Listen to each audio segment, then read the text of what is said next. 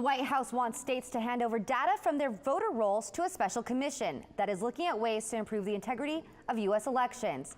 But Arizona, for one, has refused. Cronkite News reporter Emma Lockhart in our Washington bureau tells us why Arizona is having second thoughts and what other states are doing.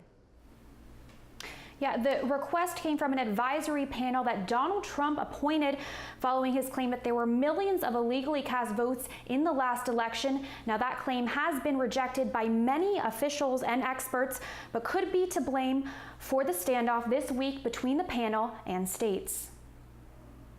Arizona joined numerous states that denied requests for voter registration data from the Presidential Advisory Commission on Election Integrity. The commission's goal is to ensure voter integrity in federal elections, but state officials say they have to safeguard their own voter rolls too, a reaction that puzzles one member of the White House panel. I think their reactions are somewhat bizarre, and they obviously don't seem to understand the applicable law that says that they have to make this information available. But Arizona Secretary of State Michelle Reagan says she won't.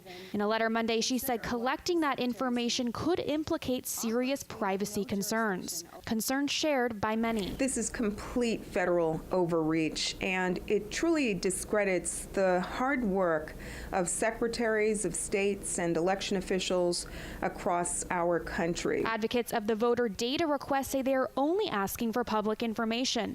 Well, I think it's a basic step that's necessary to do the kind of research into finding out just how accurate our voter registration lists are. Still, opponents in some states say the request violates state privacy laws. Reagan's letter says that the state is willing to work with the panel to make elections safer, but that handing over the data would not be in the best interest of the state.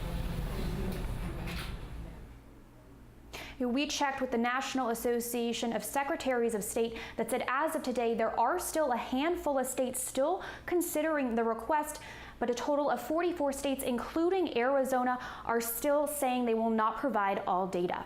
Live in Washington, Emma Lockhart, Cronkite News.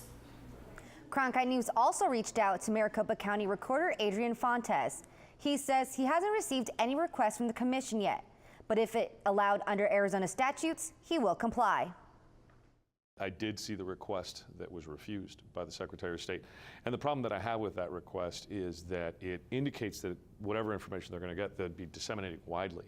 And that's exactly against Arizona law. You know, there are groups like research groups, advocacy groups, political parties, and other folks who get this information.